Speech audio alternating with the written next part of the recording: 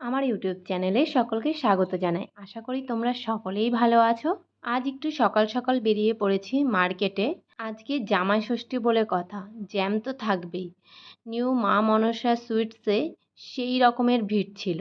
এত ধরনের মিষ্টি ছিল, আমি কোনটা রেখে কোনটা নেব সেটাই ভাবছিলাম। আমি জানি এই দায়িত্বটা সুজয়ের নেওয়া উচিত ছিল, কিন্তু সুজয়ের আজকেও ডিউটি পড়ে গেছে। আর হসপিটালে তো আর ছুটি বলে কোনো কথা নেই। তার জন্য আমিই গিয়ে মিষ্টি নিয়ে এসেছি। আমি এখানে দই আর এক রকমের মিষ্টি, এটাকে ক্ষীরকদম বলা হয়। আমাদের বাড়ির প্রত্যেকে খুবই পছন্দ করে এই মিষ্টিটা। আর দিদি এই মিষ্টিটা নিয়ে এসছে। এই মিষ্টিটার টেস্টটাও দারুণ ছিল। আর এটা চকলেটের উপর ছিল, দারুণ খেতে ছিল মিষ্টিটা। দিদির মিষ্টিগুলোর এক্স্যাক্টলি নাম আমি ঠিক জানি না। আর আমাদের দুপুরের মেনু কী ছিল? গরম গরম চিকেন বিরিয়ানি আর মটন কষা। আর আমার জিজু রান্না করতে বেশ ভালোই বাসে। আমার জিজু মাকে হেল্প করছিল, এখানে গুছাচ্ছিল কিন্তু আমার জিজু, দেখতেই পাচ্ছ।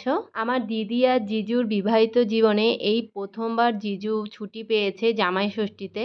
আর কিছুটা দিদির আবদারেই ছুটিটা নিতে হয়েছে। জামাই ষষ্ঠীটা একটু বাঙালির কাছে ইমোশন, খাওয়া দাওয়া মজা এগুলোই থাকে। কিন্তু দিদি এই পর্যন্ত 60টা বছরে একটা বছরও পায়নি, এই প্রথমবার পেয়েছে, তাই অনেক মজা করেছি আমরা। আর সুজয় দুপুরে আসতে পারেনি, যেহেতু ওর ওটি ছিল, তার জন্য সুজয় দুপুরে আসতে পারেনি, ও রাত্রে এসেছিল। এখানে আমাদের বিরিয়ানি পুরো সাজানো কমপ্লিট হয়ে গেছে। এবার আমরা দমে বসাবো বিরিয়ানিটাকে, আর উপর দিয়ে বেশ সুন্দর করে ঘি ছড়িয়ে দেওয়া হচ্ছে। আর এই যে বিরিয়ানির হাঁড়ি খোলা হচ্ছে, দম অলরেডি কমপ্লিট। বিরিয়ানির হাঁড়িটা খোলার পরে জাস্ট দারুণ গন্ধ ছড়িয়েছিল, সারা ঘর ম ম করছিল। আর এখানে আমি পেঁয়াজ আর শসাটাকে কেটে নিয়েছি। তারপর এই বিরিয়ানির গন্ধে যেন খিদে আরও 4 গুণ বেড়ে গেছিলো। আমরা সকলে বেশ মজা করেছি।